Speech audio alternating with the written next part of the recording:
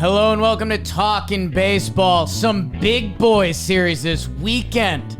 And the big boys are back at it, talking baseball. Let's go, Trev. Vamos, papi. Cambio.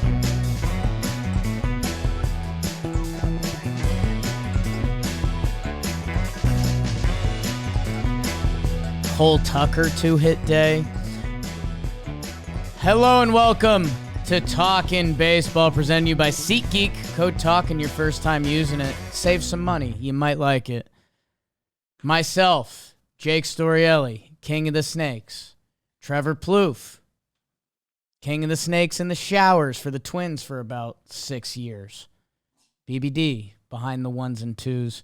Trevor, how are you? You're mad at me because you hate when I get love on the internet all weekend, and that's what I got. Thank you to the Diamondbacks for rolling it out this weekend.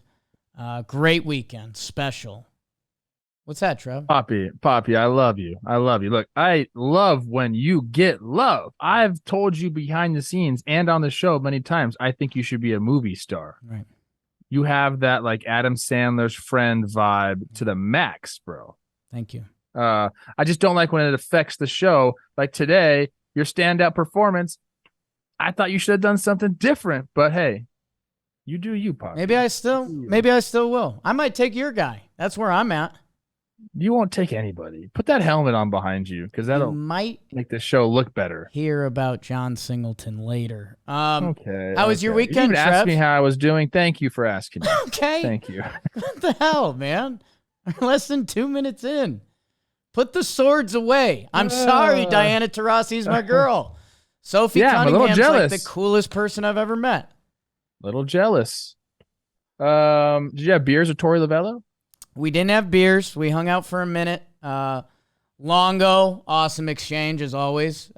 He was in it, running by. Hey, Longo, how are you? Hey, we'll catch up.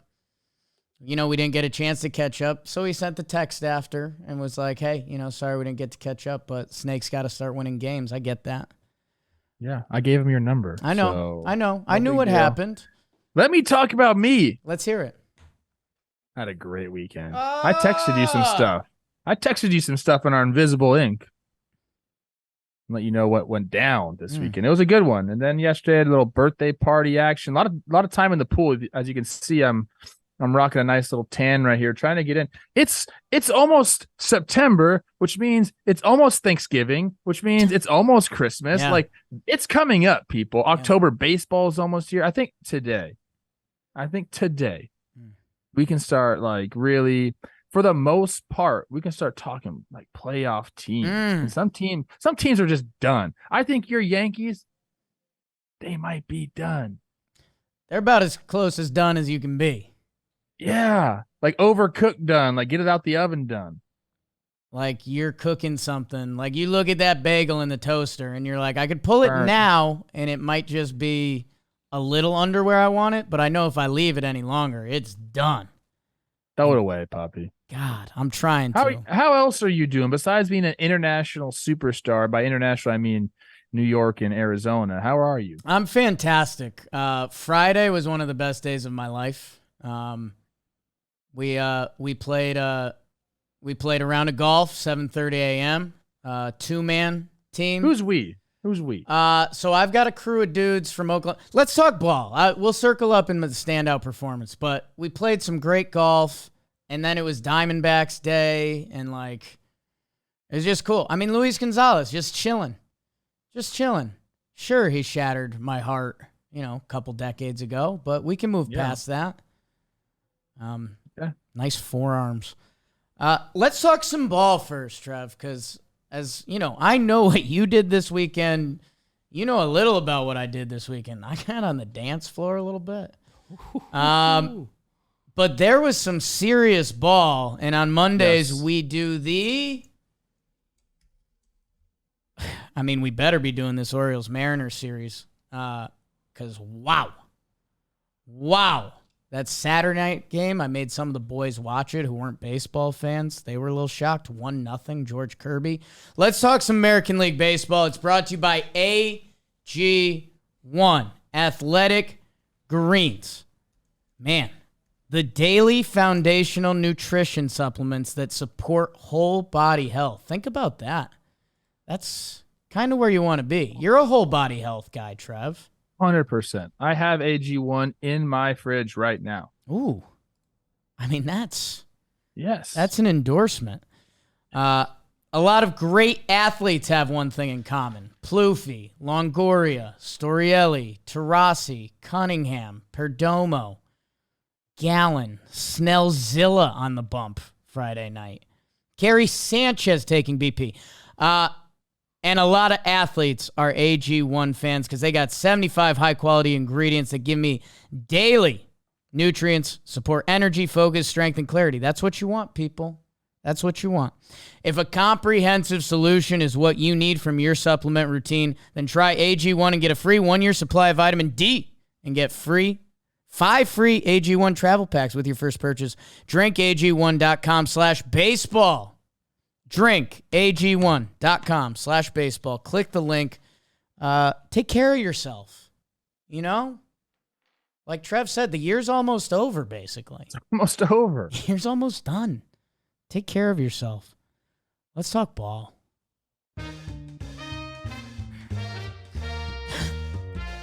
I wasn't lying, people. What happened in Seattle this weekend between them and the Baltimore Birds was some intense baseball. Seattle gives them the business in that first game. Julio, he is going. Luis Castillo might be sneaky cheddar on him to sneak that Cy Young in. They get it done the first game. The second one, how's your pitching duel? Swervin' Irvin, we haven't talked about him a lot this year, but he stands up for a couple innings. George Kirby stands up for a lot of innings. 9 innings pitched, 0 earned runs. Buenos Cantos, and your Birds get them done. Mountcastle, his wife was on The Bachelorette with my wife. Who knows what happened there? And then, my goodness, Cedric the Entertainer lives up to his name.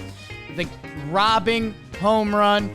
And then it doesn't matter. Canzone, my paisan, he goes the distance. A little bit of a Matt Olson swing. Buenos Cantos, and there's Cedric Mullins again. Yard call. Birds get 2 out of 3 in Seattle. Whoa. Some amazing baseball up there. The Tampa Bay Rays, in the headlines for all the wrong reasons. We'll talk about that in a second. They took 2 out of 3. They take the first 2 games. A couple walk-offs. Wander and then Randy. Randy Arozarena's 3rd walk-off of the year, and that's obvious. The Guard Dogs, they salvaged the last day. Led Zeppelin gets hit around a little bit. And Tanner Bybee, it's a Bibe. I think he's won his last 7 starts or something like that. Rays, they take 2 out of 3. Bigger conversations, unfortunately, off the field as we talk about Wander. Astros, they take 2 out of 3 from the Halos, and that's obvious. The first 2 games, 11-3. How do you like that? Jon Singleton, you'll hear about him. Pena and Maldonado 3-hit days at the office. Why not? Kyle Tucker, that Abe Lincoln rich motherfucker, Trev. His basement's going to have some weird shit in it. Angels, they salvaged the last game as Shohei Ohtani hits 41. Is that number right? Sure is. And your guy Chase Silslith. That one's tough for me to say. I can't say it right. They win a 1-run game. Altuve has his 14-game hit streak broken. That's right. He's back. Tigers, Red Sox, your final AL series. Red Sox, they take the bread games. And look who started game 1. I'm sailing away. Trev's limo buddy, Chris Sale, back on the bump. 4.2 to Ernie's. Tristan Casas hits a homer. That's obvious. And then in the final game, look who had a 4-hit day. Trevor Story back for the Boston Bean Pots. In that middle game, Kerry Carpenter, learn who he is. 2-homer day. He's putting up a nice season. Oh my God, and they somehow beat Brian Bayo. I didn't think that was possible.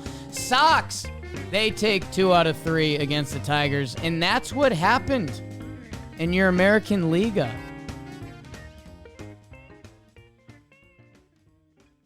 As we stand, August 14th, Thanksgiving, Baltimore, 73-45, 3 games up on the Rays.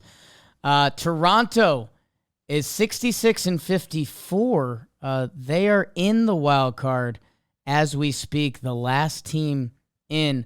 Boston is 3 behind them.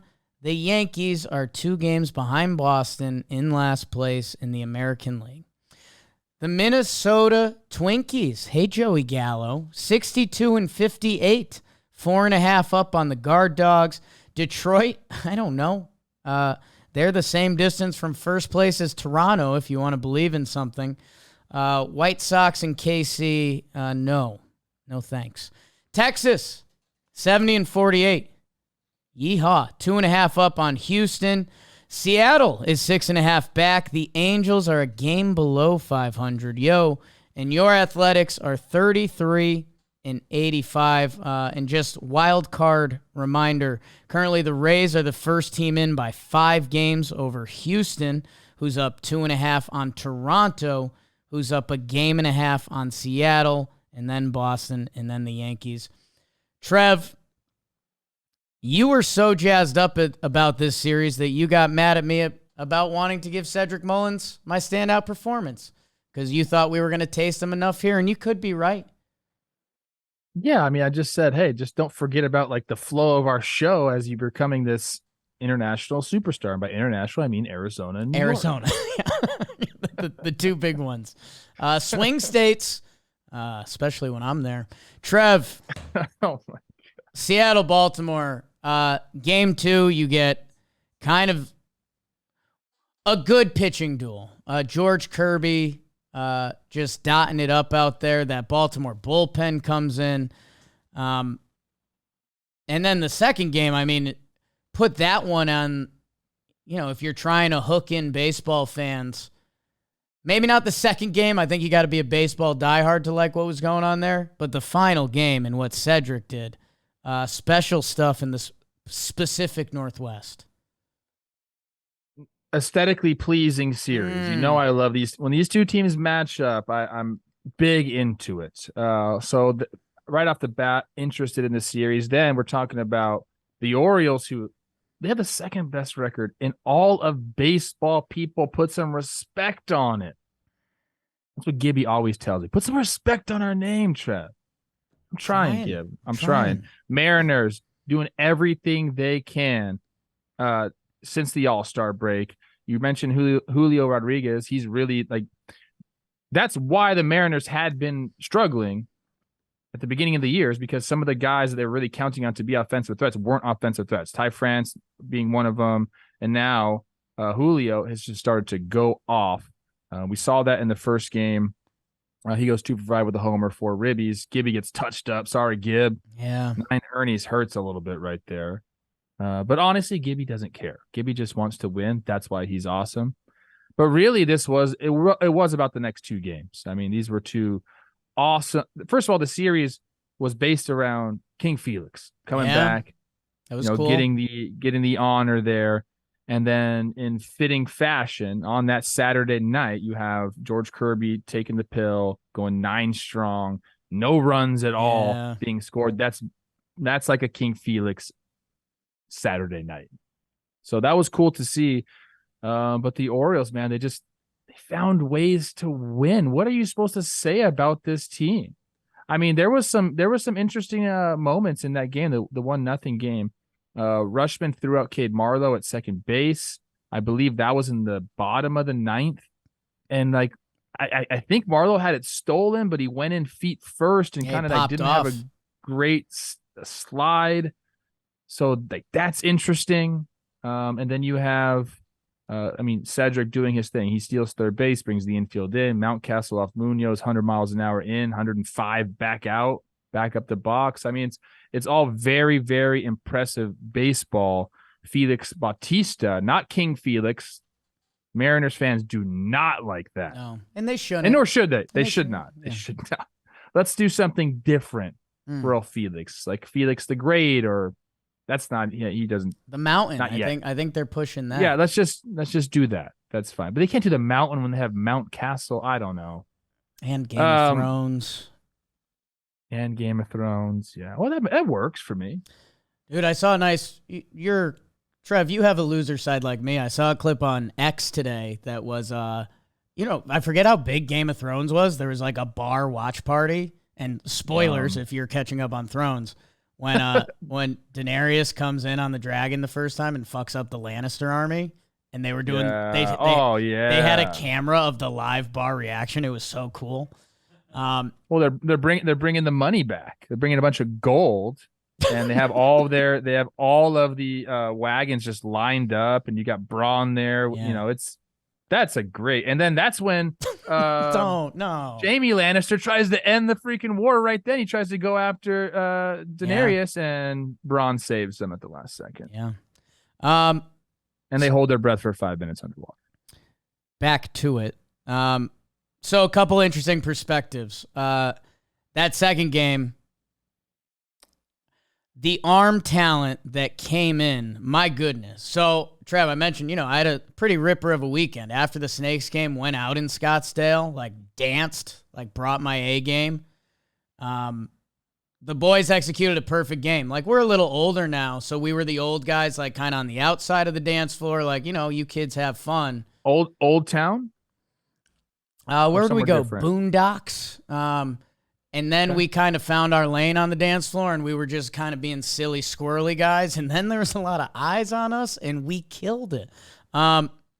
Saturday night, everyone's leaving early Sunday, so we're not turning up. We did our fantasy football draft. And so I put this game on. This is the Fox game. And so, when Felix Bautista came out, my buddies that don't follow baseball were like, what? Who is this guy? That dude throws the ball? He looks like a left tackle. Him and Munoz, those guys coming out of the bullpen, easy hunch right there. Just the arm talent. This is after Yennier Cano, who, by the way, he made an incredibly athletic play to finish off his inning after George Kirby is lights out. It was just one of those whoa, there is some serious talent on the field here. Mountcastle, he's been swinging the bat great since he's come back from injury. And yeah, the highlights from that final game, Cedric bringing it back as good as you can, a last-second stab, and then he hits a game-winning 2-run homer. After Canzone hits his first homer in Seattle, he came over at the deadline. That's a bomb. For Seawald, by the way. It was a Matt Olson swing. Big ol' uppercut, hit some glass out there. He had the big ridiculous sunglasses that everyone wears now, the ones that are right behind you. No, not those. Imagine hitting with those. What do these kids think? A little ridiculous. Can I just tell you something that makes me proud of myself? Okay. Because why not? It's our show. George Kirby, this is on the notes, was the first Seattle pitcher. And remember, this is honoring King Felix. Yeah. This night. First Seattle pitcher to throw at least 9 innings and have the team lose since Felix Hernandez on July 26, 2013. Who got the knock off Felix to lose the game? Trev. Oh my gosh. That's me. It's me. We're tasty today. It's me. I did love the Seattle fans were having enough fun with that, because to do that when King Felix is back, that's crazy. But that's baseball a little bit. Orioles are really good, man. Are we ever gonna believe? Are we gonna hit the AL playoffs and be like, the Orioles should win? No, I don't think so. And that's not a slight at them. Dude, right now I'm looking at the statistics. They have one guy with an OPS over 800, and it's not who you think. It's Ryan O'Hearn. Yeah, he's been killing it. So like they're finding ways to get the job done. They don't exactly have the sexiest roster in baseball. They have a few guys that like the pitching staff has been okay. We know about the bullpen. I don't think, and I'll be honest, I don't know if they'll be favored in many games. And I don't think they give a shit. They don't. And they shouldn't. And they shouldn't, because they've been the best team in the AL. And by the way, they added Jack Flaherty, our guy. We've talked about that. Hey, Fujinami out of their pen, he's like throwing a casual 103 now. So like, okay. He gets his first save. I wanted to mention that because I saw him right after the All-Star break pitching against the Twins. And I was talking to some of the coaches afterwards, and the Twins were talking about getting this guy. So they're doing their due diligence on him. And I'm sure a lot of teams were because of the fact he throws that hard, but he gets lit. Like he gets hit, dude. And, the Orioles decided to take a chance on him. And let me look at his stats with the Orioles. His split's good. The velo has ticked up even more. I saw, and I don't know if it was accuracy. It was something like he walks a lot of people. He's always walked a lot of people. But yeah, I think his fastball, the first couple months he threw it for a strike 55% of the time, and now he's thrown it like 75%. And who knows? Who knows what they got there? But see him being the guy, just every team thinks they've got the solution there. Yeah. Maybe the Orioles do. Trevor, I always preface this because it's, I just put on the most ridiculous sunglasses in the world. I'm wearing tie-dye. I'm kind of a ridiculous creature. We got to get serious for a minute. The Rays took 2 out of 3, but the story out of Tampa, Wander Franco, there's, online rumors, social media posts about him with a 14-year-old girl. So I'll preface it as good as I can. I know it's tough. It looks awful, and it might be awful. We don't have all the information. Like, before you start firing off your killer tweets, like, that being said, I'm not coming through as Wander's defense attorney right now. Like, I don't know. Looks really weird. And I don't know. I know you and Rosie's probably talking about it on Baseball Today, but I guess where are you at? Is there anything else? Where am I at? Yeah. I mean, what the fuck? I hope it's not true. That's where I'm at. Right. That's the only thing you can really say here is you just hope it's not true. One, for the girl's sake, first and foremost. And secondly, you don't want this to happen ever to anyone, but especially, a guy that we have to talk about quite frequently on the Rays, one of the better teams in baseball, best player on the team. It's definitely an issue. And I think Passan put some stuff out today. Franco's didn't travel with the team. I think they're going to San Francisco. Yeah. Didn't travel with them. So like they're doing a real investigation here. So, shoot, man, I don't know. Like where there's smoke, there's fire usually. And if this comes out, it's horrible. It's like about as bad of a look as you can have. Yeah. As a man. Yeah, that's where God, you really hope it's not true, but my God, if it is, fuck. If it is, it's probably season over for Wander. It's probably like you're out. I honestly don't even know what happens. There are real deal legal ramifications here too. So, that's like out of ball. Like I think people don't give those things a second chance. Yeah, really. Yeah. I honestly, I don't know what's going to happen. I don't think any of us know what's going to happen, but we definitely had to at least mention it, talk about it, because it is a big story here. Like I said, number one, you just hope that it didn't happen for the girl's sake. It's really all that matters. But I guess we'll let it play out, see if we get some more information. Maybe we touch on it on Friday and see what happens. Yeah. See if any news comes from it in the coming weeks. Crazy. Because, what are we supposed to do? Wander hits a walk-off homer in the first game. Like, okay, great. When did this come out? So it came out. I think it's yesterday. I think yesterday, early in the day, afternoon. Yeah, it was like kind of slow moving at first because it was just. I don't want to say it was random sources, but it wasn't. It wasn't. It wasn't like Passing, immediate. It wasn't Buster. Rosenthal It was, tweet, it was. like, So yeah, everyone was kind of waiting for like a more official update, and then it sounded like he was at the game early last night, and it sounded like he left around the 5th inning. Was in an article I read today, so trickled in throughout the day. I mean, hey, dude. Let's just real quick. If something like this happens, and it's true, you're gonna have illegal stuff that goes on, and you're gonna have to. I don't even know. Like, is there jail time? I don't know. Gotta be. That's like I'd assume. But then also try to walk back into a fucking clubhouse after that, bro. It ain't gonna happen. So it's man. And then you start to wonder about like contract, like voiding type stuff. I don't think there's any language that can void a contract. But also time missed for legal purposes, you don't get paid. So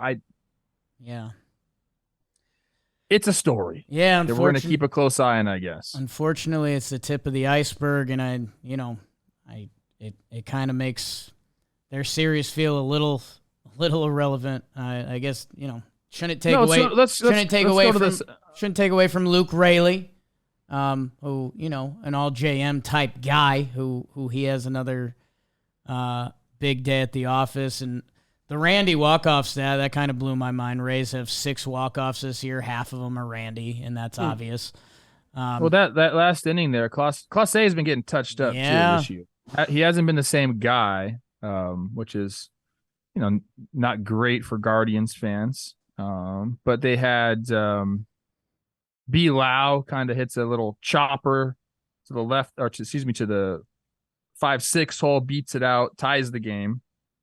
And then Randy, I don't know if you saw the pitch that he hit for the walk-off. It's 102-mile-an-hour cutter off the plate, probably 6 inches outside. He doesn't care. I think it was 2 strikes. It's never cared. Just gets the barrel on it out to right field. There's almost like some sort of circus catch out there between the right fielder and Straw. But he gets the walk-off because that's what he does, man. Like, his eyesight must be unreal. His bat-to-ball skills are great, but just like the vision this guy has to have to be able. I mean, if you haven't seen it, I really just implore people to go and watch where the pitch was and the swing that Randy put on it, because I don't know how many players in the big leagues can do this. It was nasty. So he gets the walk-off. They win the series. Cleveland gets the next day because they touch up Led Zeppelin. Yeah. 6 earned runs in 3 innings pitched. A couple guys hitting some homers there. But yeah, I mean, Tampa's still right in the thick of everything. Cleveland is Minnesota is doing its best job not to win the Central, even though they took 2 or 3 from the Phillies. We'll talk about that. But the Guardians just aren't doing it. I mean, the Guardians are rebuilding on the fly. Like, Gavin Williams has another awesome outing, and that dude, he's got the sauce, man. He's been gross, but I don't want to get you hot on inning limits. Rookie Tanner Bybee, 7-0 following a Guardians loss. Like, there's some cool stuff going on over there, but it's just, I don't know, man. This team, it's not that cool, bro. It's not that cool. I'm happy. I don't want to keep. You used to hate the Guardians. Now what's going on with you? They broke me last year because I was like, maybe they're fucking smarter than me, but this year they don't. This year I can't even form sentences. They have the fan base brainwashed too, because I'll talk like, dude, what are these inning limits about? Like, you gave up on the season, and the fans are like, no, Trev, no, we weren't gonna win during the playoffs. Like, they knew that. This is the smartest thing for us. We have to do tryouts at shortstop. I'm like, tryouts at shortstop? It's August. Yeah. So I don't know, man. Trev, out on the West Coast, the Astros take 2 out of 3 from the Angels. Houston's not on the West Coast. It's not. Yeah, it's not, huh? It's not. What's that about? It's like Southern Coast. Is there such a thing as a Southern Coast? Yeah, Aren't they like Yes. Central Time? Like they're not even. Yeah. They're not even like out there. They're what's that like bad spring break town that's outside of Houston? Ooh, I know what you're talking Galveston? about. Galveston. Like Port something. Galveston. Yeah, that sounds right. It's out I know that's one of the spring break towns. I don't know. Trev, I don't know if it's bad. I already alluded to that. You'll be referencing a really cool story from this series. I don't know. I mean, a little bit of a case of good team, medium team. Houston rolls on them. Justin Verlander goes out, throws another 6th inning. All the guys for Houston: Tucker, Altuve, Bregman, Pena, Jon Singleton. I don't know. I mean, series-wise, I don't have too much to add. I would say we did see, and you were first on this, Trev, Shohei is going to skip this start. Something to watch for the rest of the year if the Halos really fall out. I mean, dude, it makes sense. Phil Nevin, after the game, I think there's some quotes in the sheet here talking about he knows his body better than we do. There's no injury, just has some fatigue, which, like, dude, it may not be Shohei saying, hey, I need to just chill out. It may really be this guy's tired. He's doing a lot, people. Yeah. He's doing a lot. Although I'd probably lean towards the former, where he's understanding where the team is at, understanding where his life situation is at. And put yourself in his shoes, my peeps. Please do that when you're thinking about this situation.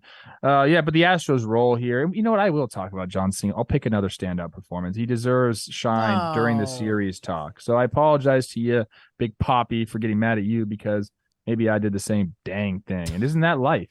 Isn't that life? Isn't that life? First of all, I didn't know he was back in the Astros organization. He gets the call.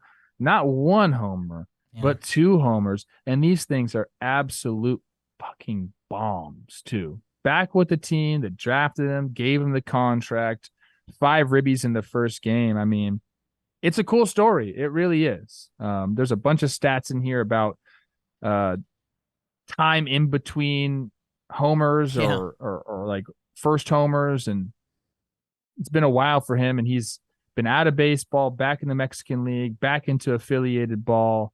We saw him earlier with why am I blanking on the team? Brewers, I think, right? The Brewers. Yeah. Saw him back earlier with the Brewers, and now back with Houston. And look, I don't know what kind of run he's going to get here. Jose Abreu's dealing with some stuff. I think he had cortisone shots in his back. If you hit 2 homers and you start driving in runs, like, that's how you get playing time. No matter how you get it, injury or not, you get the opportunity and you perform. If we see fucking Jon Singleton making a run here for the Astros to win the freaking AL West, I'll love it. I will. I'll love it. Doesn't he have a little of that Houston attitude, a little bit of me against the world, like I'm coming for you? And if you want to see, I like a good feeling. Watch Jon Singleton hit that second homer. That's a good feeling. That's a real good feeling. Houston 18-9 out of the All-Star break. They're in it. Kyle Tucker is on the leaderboard in every category of baseball. I've told people now to go watch the Randy Arozarena walk-off single. Go watch Kyle Tucker's homer. You talk about pulling the hands in. Nuts. I thought he got beat. Pulled him in. He barreled the shit out of it. It was a bomb. And a pitch that was going to beat him. His hands were kind of out. Pitch was inside. Typically when you pull him in like that, you kind of just shorten your swing and you pull something foul. He pulls him in, stays through it, kind of goes down to a knee.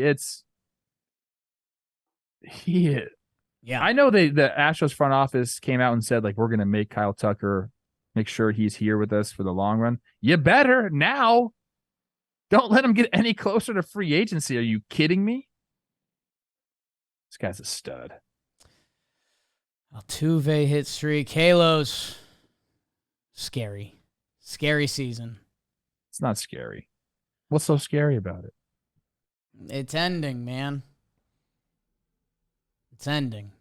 It is. I mean, yeah. It's ending. Do you think Angels fans were ever like, we got this? I mean, Trev, there was just a little hype at the trade deadline. They added, like, we don't want to be remembered for losing Ohtani, and now I think that's how they might be remembered. Well, I mean, I don't know.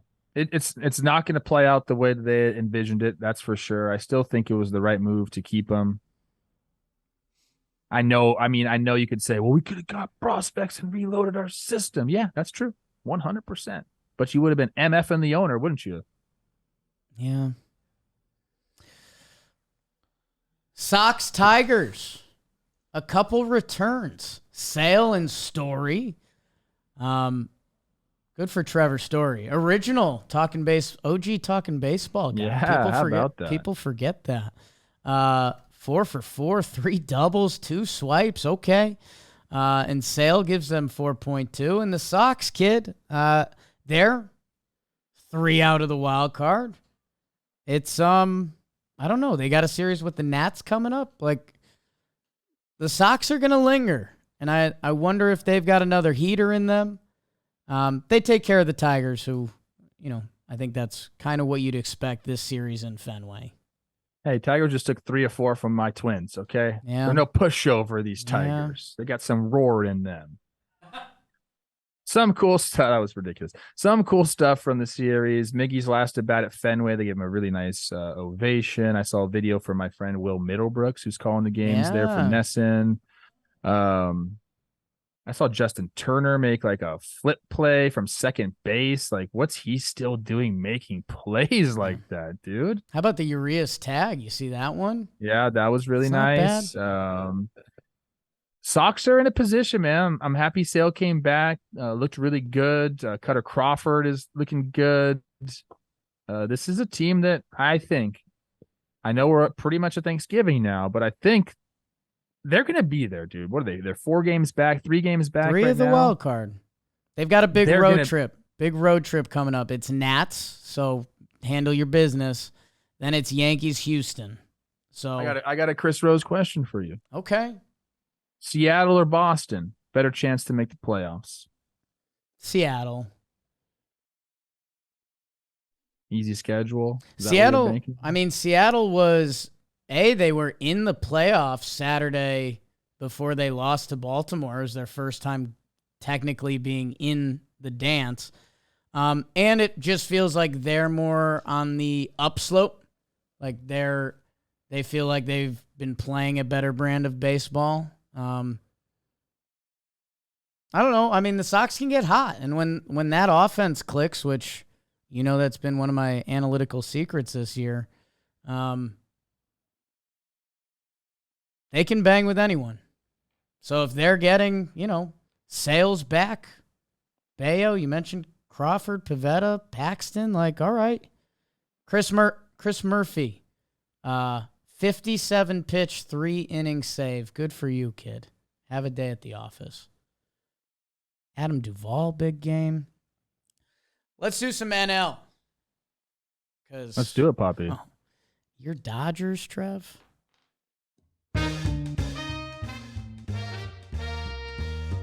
Your Dodgers came out and they 4-game swept my Rocks. Man, they pitched in this series. 3 of the games they held to the Rockies to 1 run only. The final day, Urias went 7 innings, 12 Ks on him. Although the Rocks did push a couple across thanks to Cole Tucker.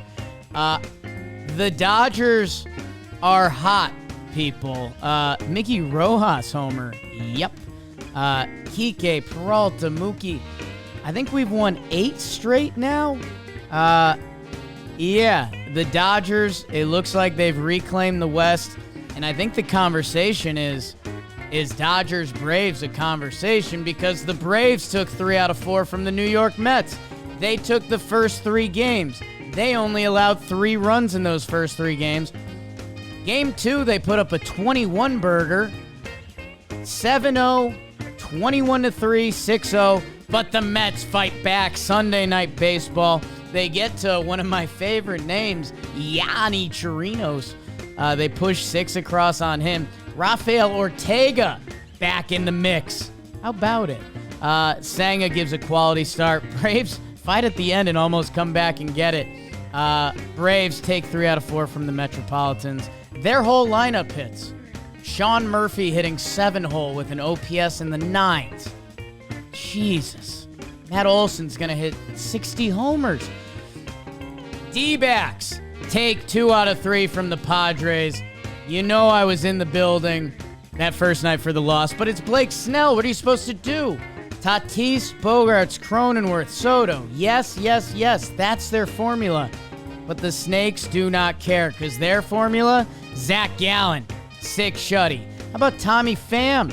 Trade deadline acquisition with Christian Walker having a nice day.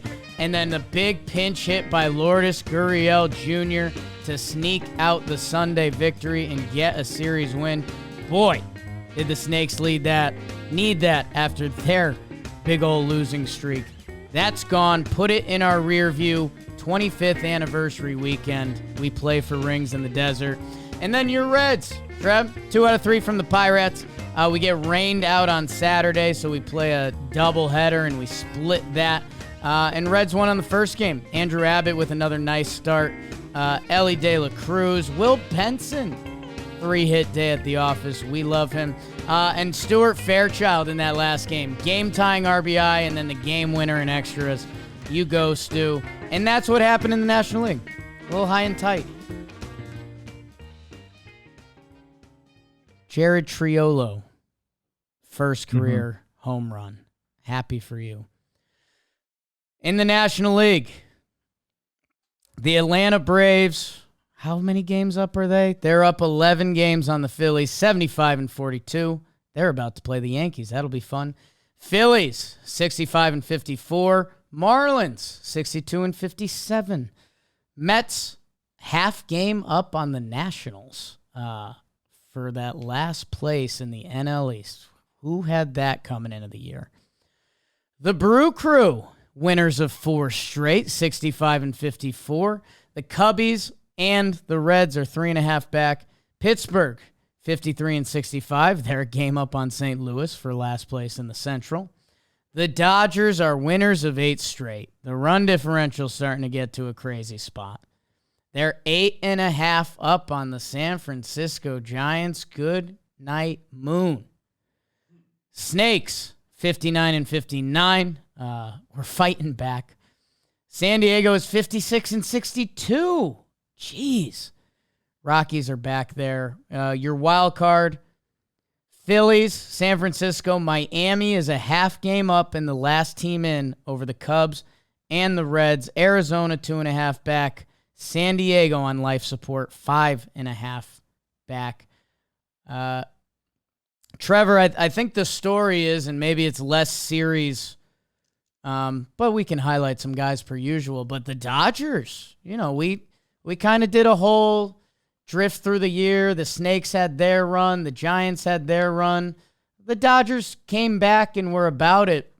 Now it feels like they've hit the go button, and you can't talk National League if you're not mentioning the Dodgers. I mean, I feel like anybody that's really following ball understands that give the Dodgers 162. That's why you play it. Like, they're going to be all right. They obviously have dealt with some injuries to the pitching staff, but now they're like kind of getting healthy there. We're talking about Walker Buehler also might be coming back, people.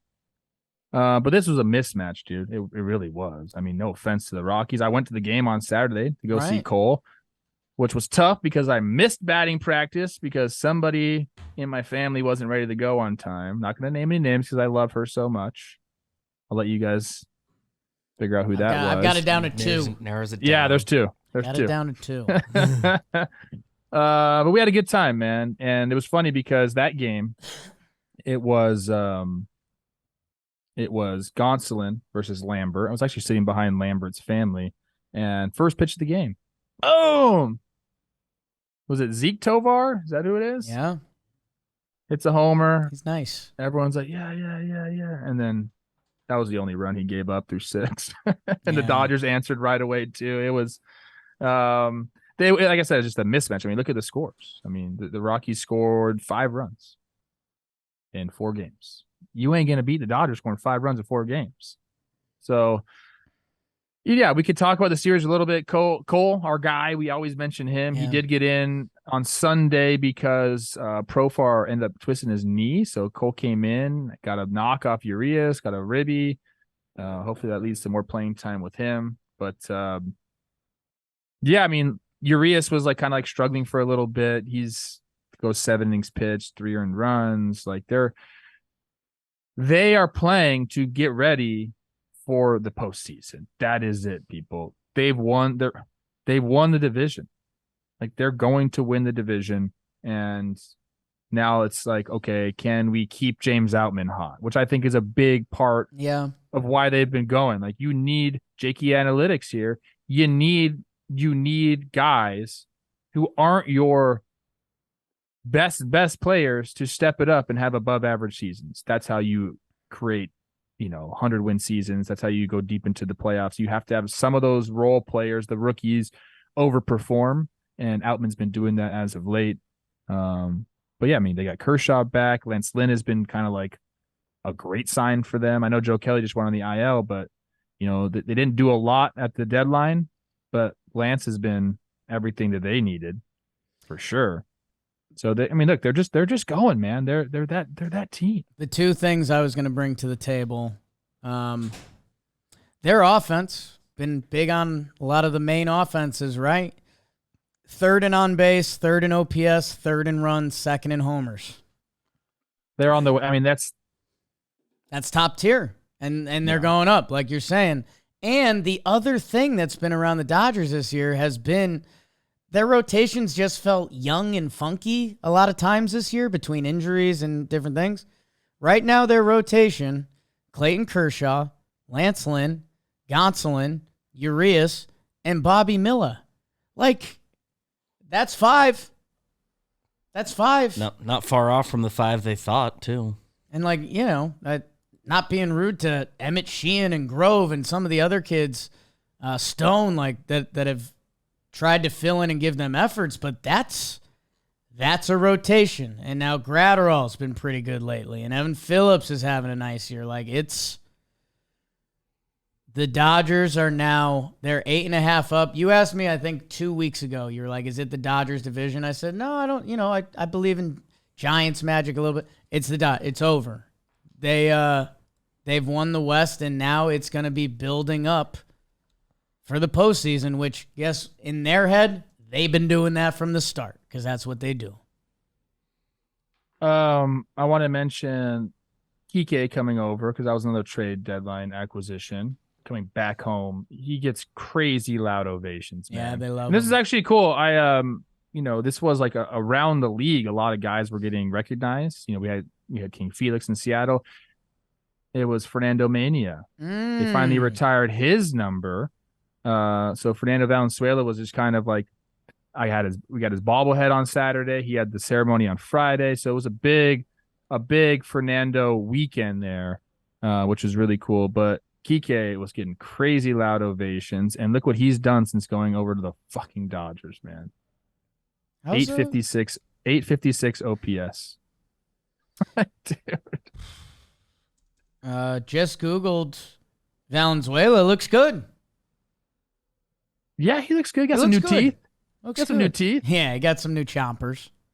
That's all right. No, dude, it's crazy that it took this long because he's like a legend in LA. You say Fernando Valenzuela, everyone knows who Fernando Valenzuela is in LA. That crowd must have had a little extra juice, huh? It was awesome, dude. And there was a lot of Valenzuela jerseys, which you go to games, you don't see a lot of old time jerseys out there. It's usually more recent players, but a ton of Fernando Valenzuela merch going on, and it was cool, man. Look, the Mexican population in LA is big, and they love Dodger baseball, and they freaking love, obviously, one of their own, Fernando Valenzuela. So it was it was a very special weekend out there, and then the Dodgers take care of business. 4-game sweep. They're a wagon. The team that has been the wagon is the Atlanta Braves. They continue. They put up crooked numbers on the scoreboard. 3 out of 4 from the Mets. Meanwhile, Spencer Strider throws out a 7 innings, 0 earned runs.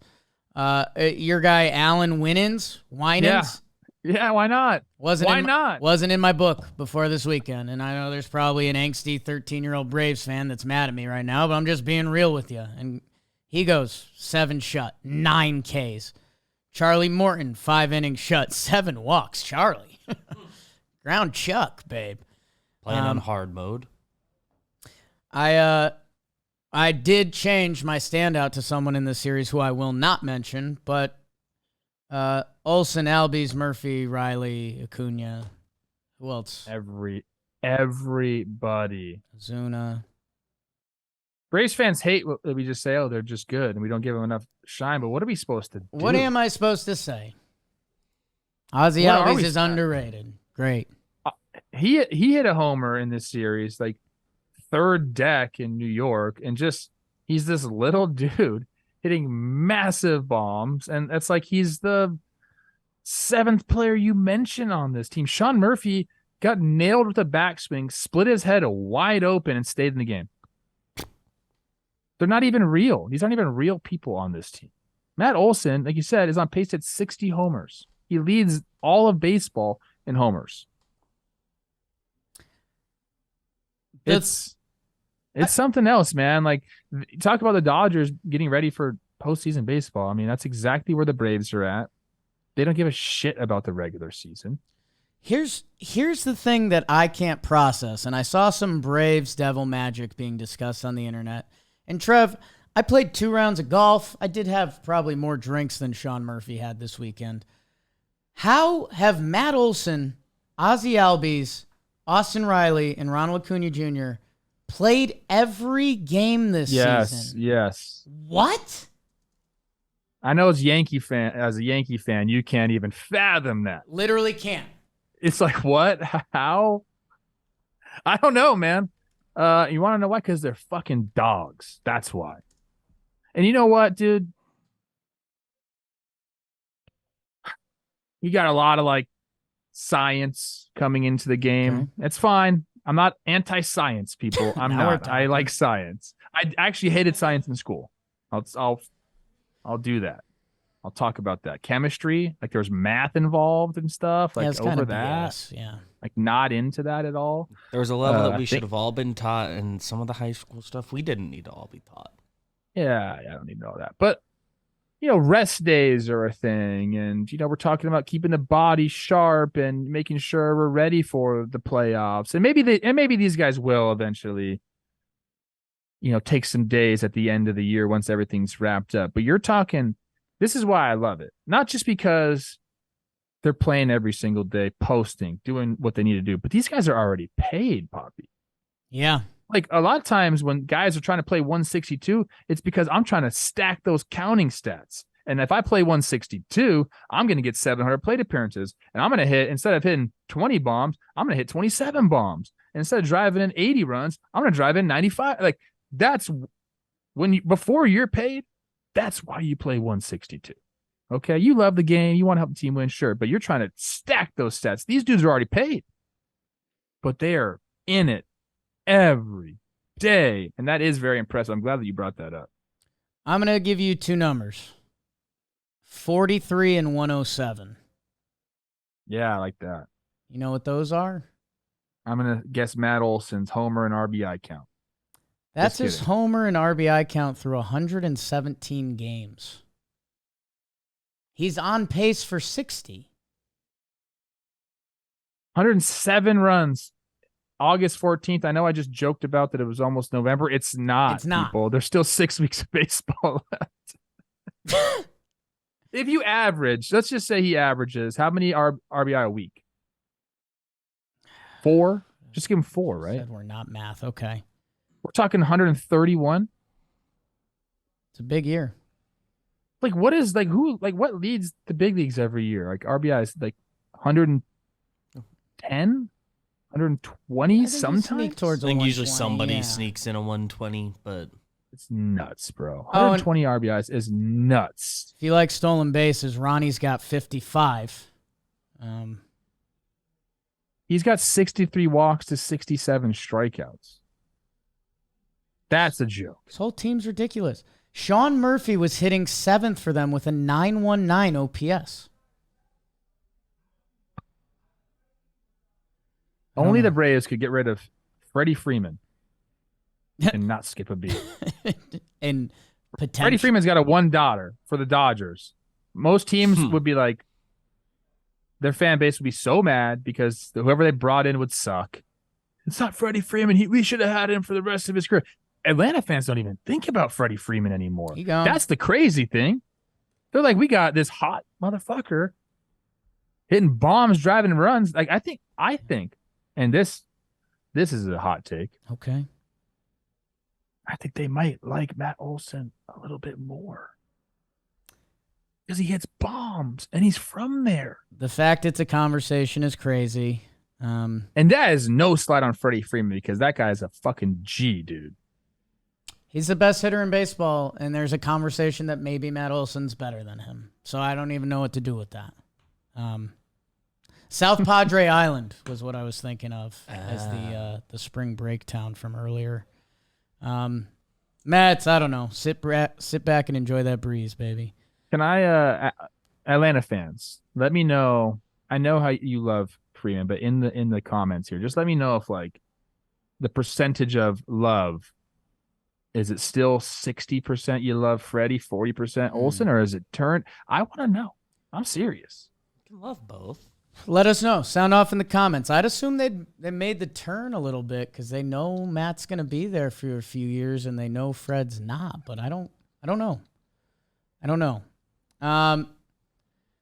Snakes Padres. I mentioned Gurriel with the sick pinch hit home run that flips the series, which if it didn't would have us saying different things. I don't know. I mean, it's the Padres are a ticking time bomb of everyone with the run differential and the talent. Everyone thinks, and then they just keep losing series, man. And Snakes, my God, they lost 9 straight. They needed something. Yeah. How were the vibes there? Because when you went in, it was 8, and then they lost the first game to the Pods in pretty big fashion there. Some of the dudes went off for the Padres, so it gets to 9. What were the vibes like? You mentioned Longo being like, "Hey, we got work to do." Vibes were nothing too ridiculous. I will say, and our guy Dalton who gives us our sheet. He noted that the DBacks are, and this is a quote from them, they're taking some risk with their roster right now. They DFA'd Carson Kelly, and now they basically only have 2 catchers like ready to go in their org. So if something happens there, they're gonna have to improv. Where you at, Rob Brantley? They sent Ryan Nelson down, so they've currently got 3 starting pitchers, and they're hoping Zach Davies coming. So I mean, they're being aggressive, and they're gonna. I'm not gonna start giving season outlook stuff, but they know they can't be losing 9 games anymore. So I don't know. They take 2 out of 3, and the vibes were electric because 25th anniversary. Like, I don't know. It was cool. Like announcing Luis Gonzalez and Randy Johnson are going to the Hollow Snakes and stuff like that. Like, pretty cool stuff. In that, if the Snake season does go, circle that Lourdes Gurriel pinch hit home run. And Padres, I don't know. At a certain point, you can't talk run differential. You can't talk talent. You got to win games, and they just don't. Snakes are only 2.5 games back for the wild card. They're back to 500. Zach Gallen, the ultimate stopper. I just saw him on Mookie Betts' show. I did see that clip. It's the 4th best baseball show out there. It's pretty good. So congrats, Mookie for doing that. He seems like a fun dude. Hey, I'll go on your show, Mookie. I'm pretty cool. Wow. Probably not cool enough for that show because every guest he has on there is super cool, including Zach Gallen, who is trying to talk about the pork and cheese ham roll. I should not say that. Easy. I'm gonna get in trouble in Philly. Yeah. Whatever. I don't know. I don't even know where I was going with that. But congrats to Zach Gallen for stopping that losing streak. 6 innings pitched, 0 runs given up. Can I say? I don't know, man. I have a Zach Gallen note. Okay.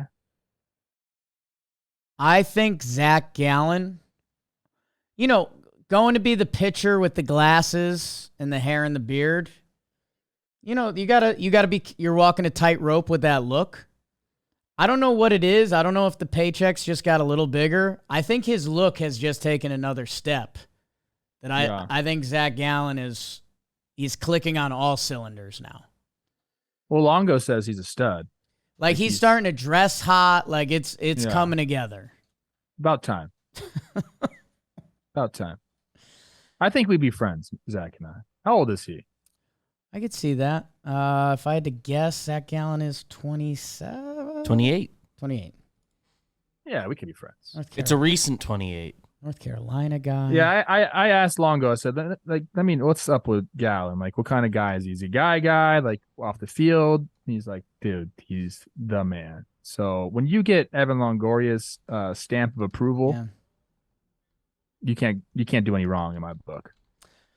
Another team that was down in the dumps, the Reds. They lost 9 out of 11 going into the final game of this series, and they end up winning it against Stuart Fairchild, game-tying RBI and game-winning RBI. You mentioned we're in full-blown standings watch. This team's played bad baseball for basically 2 weeks. They are a half game out of a wild card spot. So a Pittsburgh team that their watch has ended, going back to Game of Thrones. Sweet reference. Reds get some wins on the board, and they, I don't know, man. I keep flip-flopping between is this final NL wildcard spot going to be a fun race, or is it going to be like an exhausting, what is we doing baby race? We'll see. It is yet to be seen. There's just so many teams involved in the NL wildcard race that it almost has to be chaos and a fun time. That's what I'm imagining happening. I think that's the probability of it going that way is probably pretty high. And I really hope the Reds are part of it, and they need all these guys to, like Ellie De La Cruz was in the leadoff spot, and they made a lineup decision to put him back into the 3-hole, which seems to have sparked him a little bit, but he's, obviously a big reason, or he will be a big reason if the Reds, make a run here. Where are they at? I guess I got to go back. I have it up here. They are sitting a half game out of a playoff spot, tied with the Chicago Cubs, also a half game back. So this is it's going to be a lot of fun, man. It's going to, and I believe the Reds will be there, and I hope they are, because I think that, we got such a great dose, or almost too much of a dose, of the Reds when they went on that heater and they were winning all these games, and it was just getting shoved down our throats. Reds ball, it's back. Cincinnati's so hot. Joe Burrow, the Bengals, the Reds. Yeah. And it's like, okay, season's got to play out, hit a lull. And now I'm kind of back. I'm missing the Reds adrenaline that we had, just a month ago. So for baseball fans, and even for me personally, I want them to be in it and be a threat here. They're a lot of fun when they're going. I need 2 things, Beebs. I need you to research. Okay. I need to know when Jonathan India is coming back, because hot. I want that, and hot. And B, I want to know, when do the Cubbies and Reds play, because it looks like they are lining up for an interesting finale. And while Beebs does that, can I tell you guys about LinkedIn? I treated myself. I tell all the people, if you guys want me on LinkedIn, I'm open for it. I'm no holds bar on LinkedIn. I had 230 requests while I was miserable on the flight home from Scottsdale. Just started accepting them. Everyone's in the club. And the best part about LinkedIn, if you have your own business, that's where the candidates are. If you're serious about your profession or looking to hire, LinkedIn is where you need to go. They've got some simple tools like some light screening questions. It makes it easy to focus on the right candidates.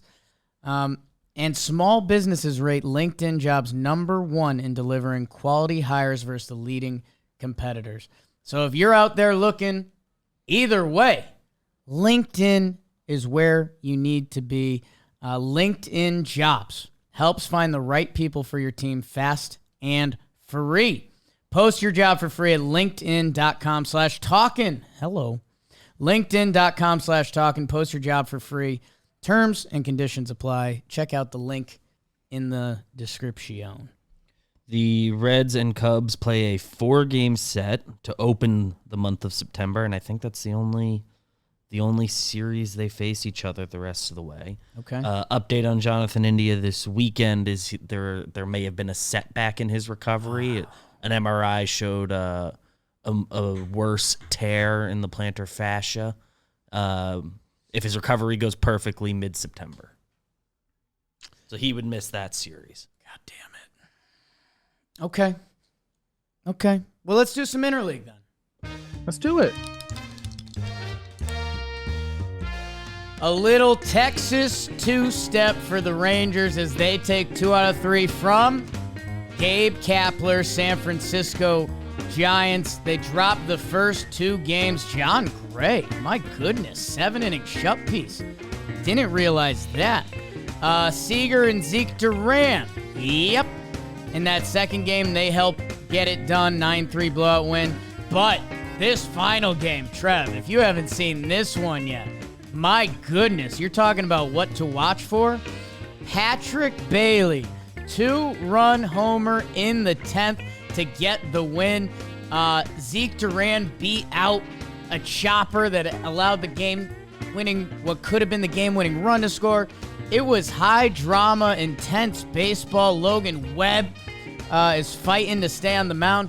All of Gabe Kapler's coaching staff kind of dressed like Gabe Kapler now. It's all beards in those glasses. We're going to have to dig into that.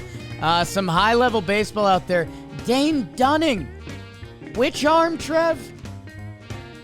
Doesn't matter when you're striking out 12.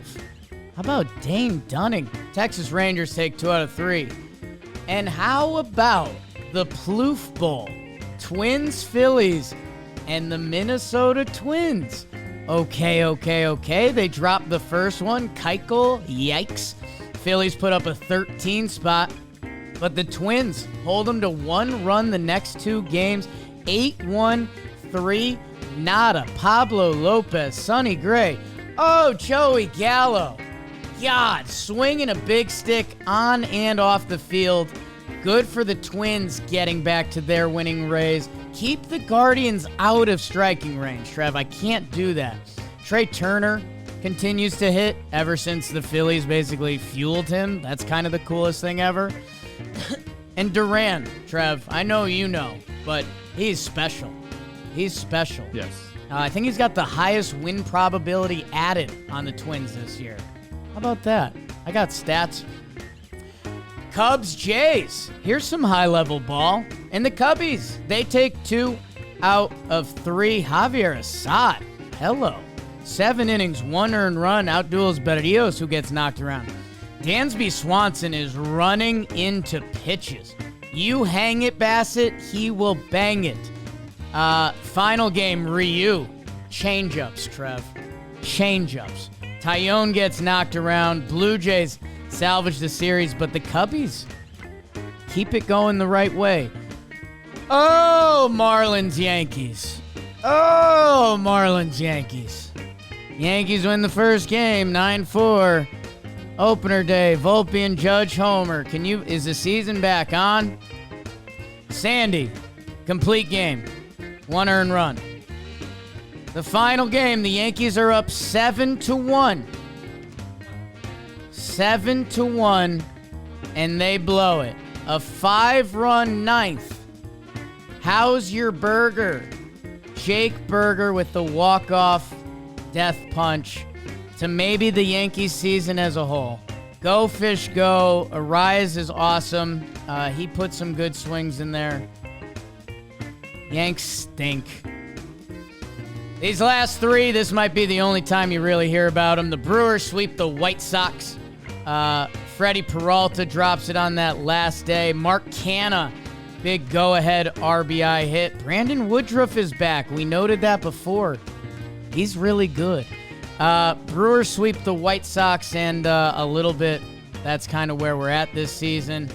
A's Nationals sweep. Let's go, Natitude. How about it? Jake Irvin. Jake Swervin Irvin? Hello, 6.2, 2 earned runs. Keibert Ruiz with the walk-off solo homer. We had one of the lowlights of the season in this series, Luis Medina jogging to first. Jeter Downs with a walk-off RBI single. That's fun. Nats trying to catch the Mets. Cardinals and KC split 2. What do you need to know? Salvi Perez had a 4-hit day. Tommy Edman had a 2-homer day. Wilson Contreras hit. That's what happened in the IL. Nice, Poppy. I forgot about that Medina play. Oh, my. What do you do? I don't know. You run to first base and touch it, or just flip the ball over there. That's what you do. Where are we starting, Pops? You want to start with those Gabe Kaplers and the Rangers? We're Cron. I do think we could keep most of these high and tight-ish. Although the final game in this series was an electric factory. I mean, Webb trying to not come out, and then Duvall comes in, and they give it up. And it seems like all is lost. And then Patrick Bailey, man, you want to talk about putting it on the table. Pulls one down the line. Youngest player to hit a game-ending home run since the Panda. Panda. 09.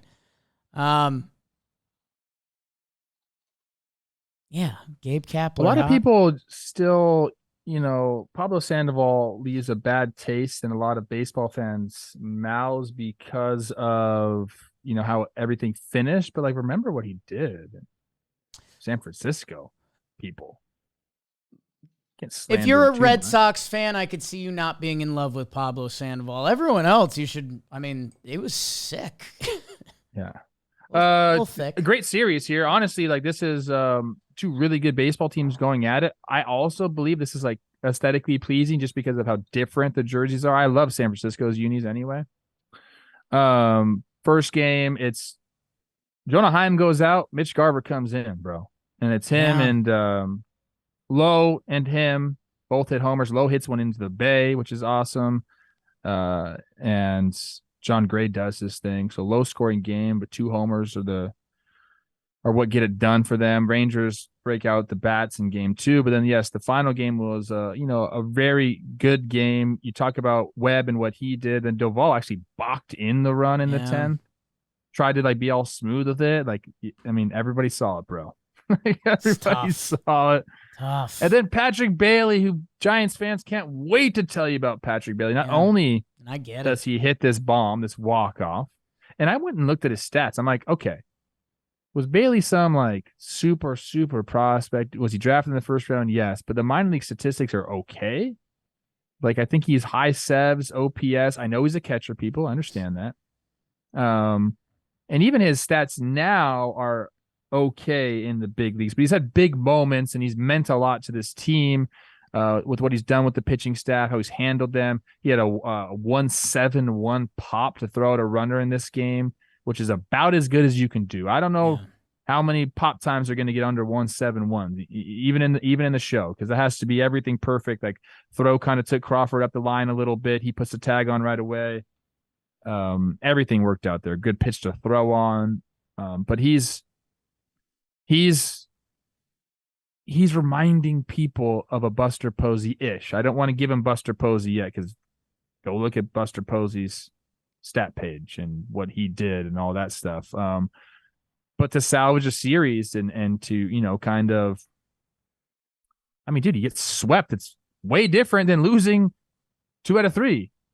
And Bailey's the reason that they didn't get swept. So I understand why people are really into this guy. But Rangers, great job going in. Bochy got a massive ovation going back to San Francisco. I think that's always really cool. Great series of ball here between two good teams. Trev, I don't normally raise my hand a lot. Normally I save that for you. Oh, you were raising your hand? I thought you were stretching. No. People have heard me struggle with this because I'm too deep in it. To label most underrated player in baseball is really tough from kind of being inside the walls. It might be Logan Webb, man. Leads the National League in innings pitched. 3.26 on the year, coming off of a 2.9 32 start season. It's a bona fide one. And he's still 26 years old? Yeah. They have that. All of this Giants suck. I'm glad you mentioned Bochy. That's pretty cool. He comes back. A lot of love there. And the Texas Rangers win the first two games. Corey Seager's a freak show. So is Zeke Duran in very different ways. God, that John Gray start. Longest start since June 7th. He kind of needed a bounce back. So, I don't know, man. I know we're going to talk about my Yankees in a second, but when you start comparing a lot of the good teams, and maybe whatever team you like is having a middling season or less than middling, like you talk about players performing or even overperforming, Dane Dunning, 7 innings, 1 earned run, 12 Ks, man. That's as good as you can do. And that one was in the losing effort. So, two fun ones. And yeah, dude, I don't know where you and Gabe are at, but, you know, we originally found Kai Correa being the kind of mini Gabe. Dude, whoever the hell he went out to the mound with looked like a doppelganger, like an actual replacement Gabe. So I don't know. I'll shoot Gabe a text, mate. What's going on there? What are you doing? What kind of like voodoo powers are you putting on your coaching staff? I want to figure that out too, because that is pretty funny. The visual there is great. I'm gonna kick Twins Philly to you because I honestly didn't dial too far into this series, but your Twins, are we excited? Are we jazzed up? I don't know. It's a massive series for the Twins. I'll speak on it from the Minnesota side. I mean, lose the first game, so you lose 3 out of 4 to the Tigers. Then you go ahead and you lose 13-2. You throw Keuchel out there. He hasn't struck a guy out in his 2 starts. It's kind of I don't want to call it a desperation play by the Twins. You know, he had some really good starts in the minor leagues, but like, you know, the first game against the Snakes kind of worked in and out of trouble. Then he couldn't do that here. So he gets roughed up 1 2/3, 6 earnings. Not how you want to start a series. Just get absolutely pummeled. You got Jordan Luplow coming in, impersonating Craig Kimbrell, giving up a homer to, I think it was Rojas, which is pretty funny, but like, again, not how you want to start a series going like in Philadelphia. But then, I mean, if you look at the overall numbers, the Twins pitching staff, I believe, I don't know if it's after the deadline or after the All-Star break, hasn't been great. And no, they were probably the best overall starting pitching staff in the big leagues before that time period, but they haven't really performed that well since. But Pablo Lopez and Sonny Gray have, and they kind of came in and did the damn thing. I mean, Lopez goes 6 shutty, Sonny Gray goes 6 shutty, and there were some good offensive performances there. You mentioned Gallo, big stick on and off the field. Obviously, he hits 2 bombs. Matt Wallner, who's kind of been blocked because of Gallo and Kepler, like he looks like the real deal. Like, look at his statistics. He's hit every single place he's ever been. He's a big old dude. I got to imagine that he's also doing it on and off the field with his stick.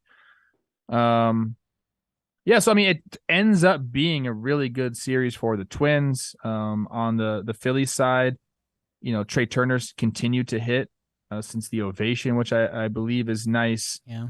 You got to be happy with some of the things here. Like Walker got bit by the long ball, but you know, 5 innings pitched, 3 earned runs, not too bad. Suarez did his thing. How much are you guys paying the umps, huh? Okay, I'm not paying the umps anything. I was totally unbiased in this series. This is like you mentioned, this is my Super Bowl right here. My 2 favorite teams that I played for. I know. I know. No, I know Phillies fans didn't love the last day of umping, the Bohm call. Bohm gets tossed. Yeah. See ya. Yeah. But hey, good for your Twins. They got they've got 3 off days in the next 8 days, with Tigers and Pirates games in between. So getting 2 out of 3 here in a week or so, we could be talking about the Twins running a nice little 10-game stretch. And, those off days, especially this time of year and being able to use your good bullpen guys, I hope they take advantage. And, Trev, I'm full-blown rooting for the Twins to run away with the Central. Give me a win total in the 9s, Vamo Twins. I think they'll get to right around 90 wins, and I think they are going to win the Central. I just don't think that anybody else is really trying that hard, dude. And I don't mean the players. Obviously, these guys are going to go out and give it their all, but if you don't have the roster, you don't have the roster. Especially when the Guardians start to shut down some of these young guys that you mentioned have been pitching well. I don't know what they're going to do. Who's going to pitch? Does anybody have that answer? Because maybe I'll ask Chris Rose in a little bit, but who's going to pitch when you start to shut all these guys down? Syndergaard. I don't think McKenzie's going to come back. I don't think Bieber's coming back. You traded away Savali, so now you have the young guys who are on limits, and I don't know. Someone explain it to me. Syndergaard. Okay. Cubs, Blue Jays, Trev. Another matchup of a couple good ball clubs right now. And the Cubbies come in. They win the first 2.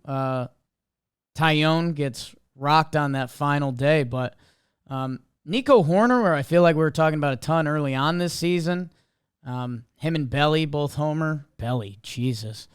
And then up the middle the next day, Dansby and Horner.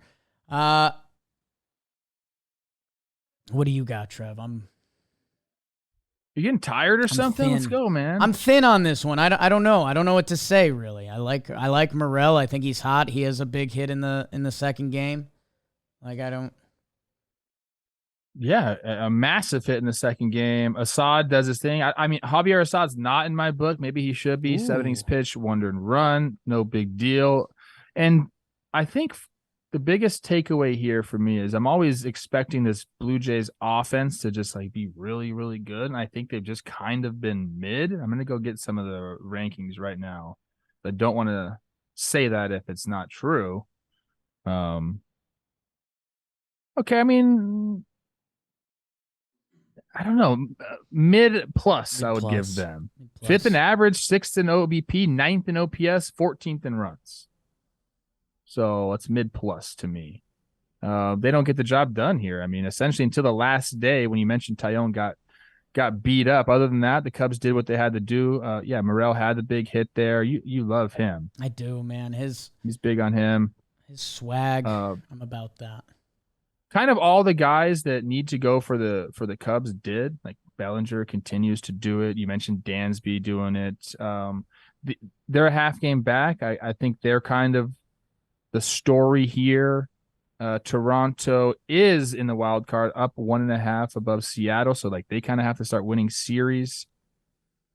I guess that's all I have. I wasn't too locked into this one. I got to be honest. I guess you were on the same page there, which kind of sucks for Cubs fans here. Hey, apologies. Cubs Jays, let us know. I guess what we're missing.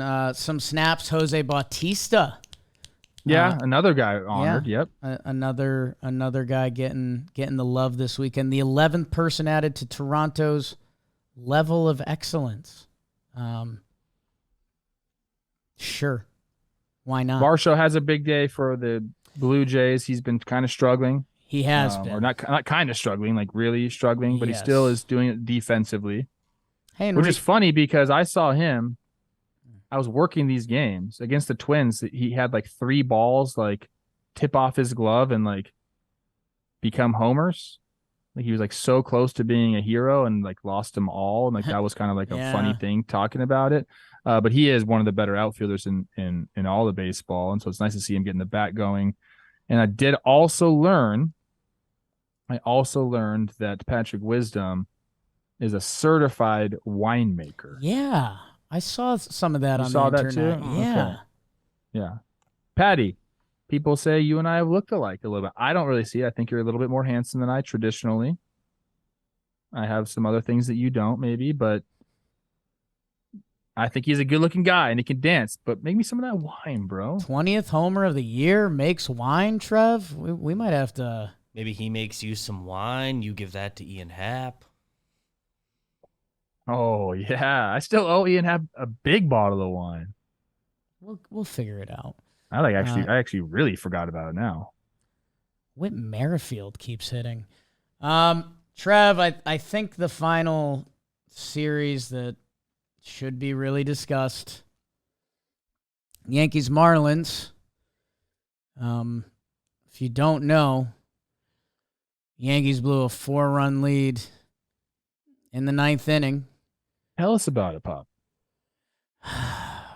I don't know. I hate Clay Holmes has been awesome for the Yankees for the past little bit now. So it's tough that this ends up falling on his shoulders.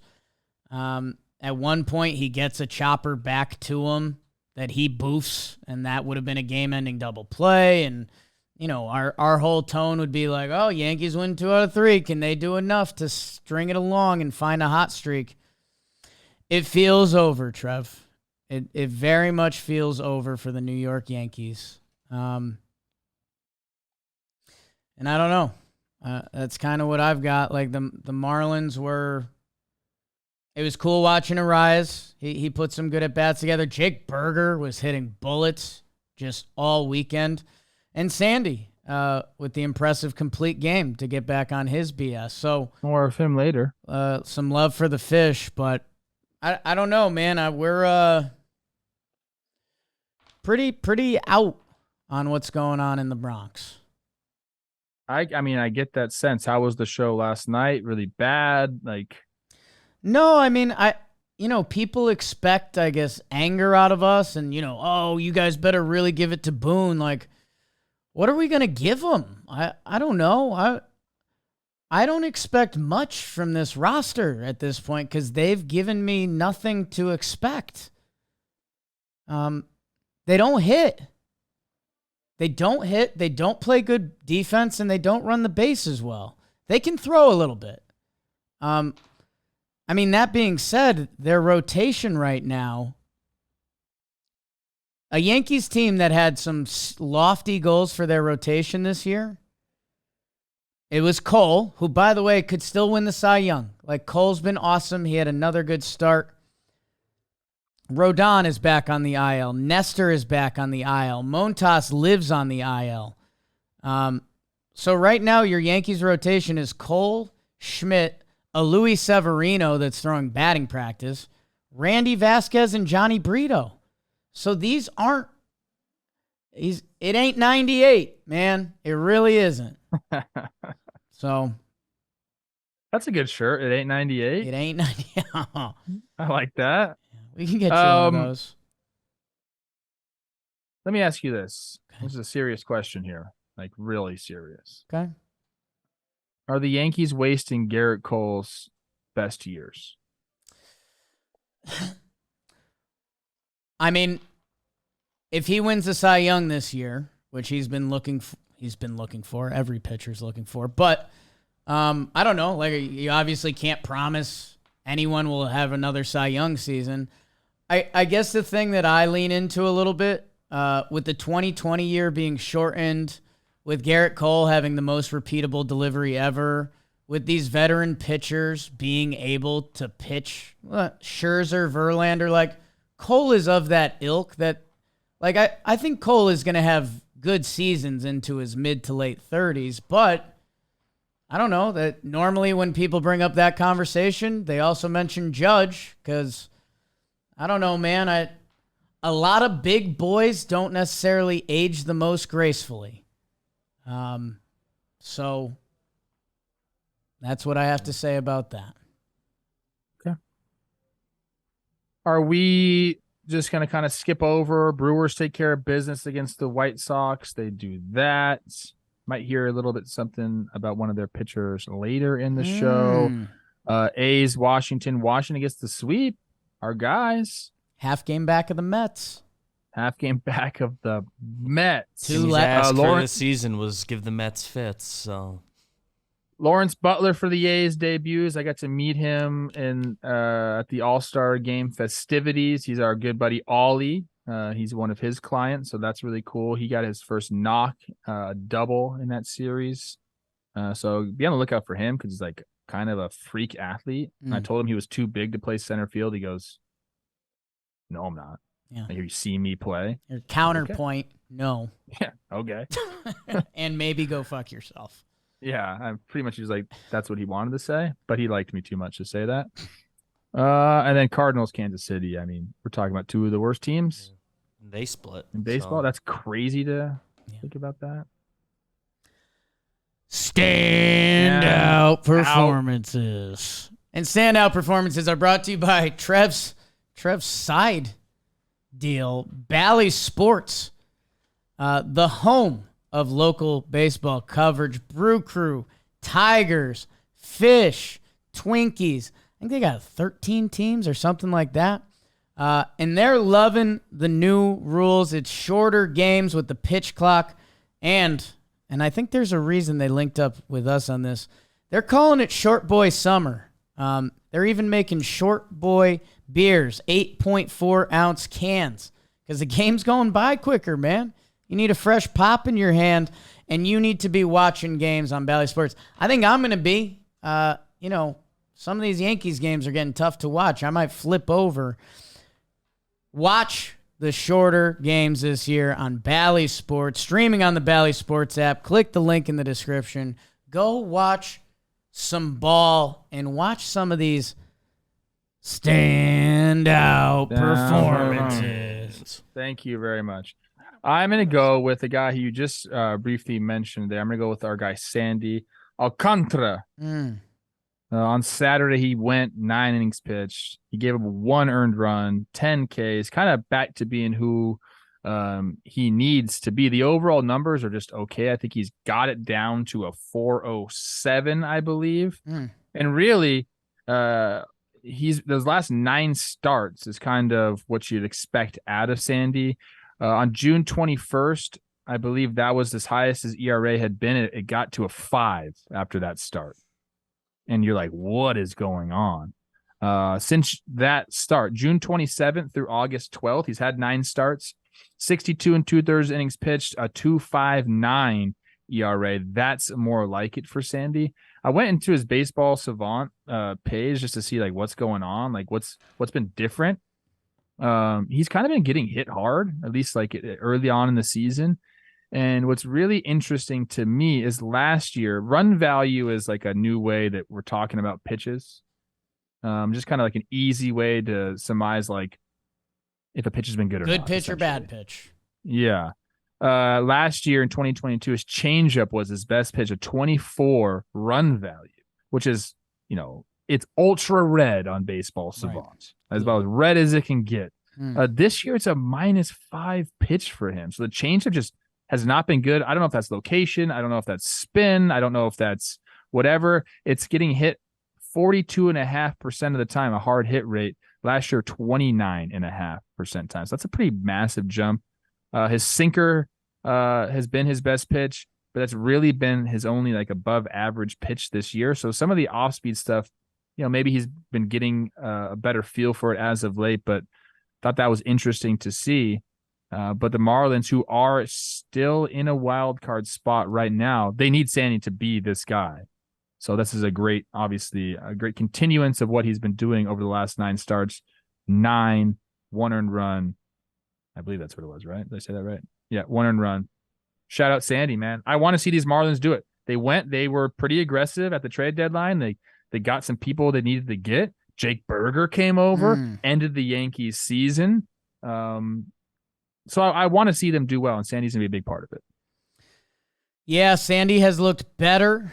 At those last final innings, he wanted it, and he looked even better. And, they just called up Yuri Perez again. So, yeah, I mean, I don't know. Again, not your 98 Yanks, but Sandy looks back, which is good for baseball, good for the fishy. Trev, my standout performer. Orioles fans, it was going to be Cedric Mullins. Trev said no.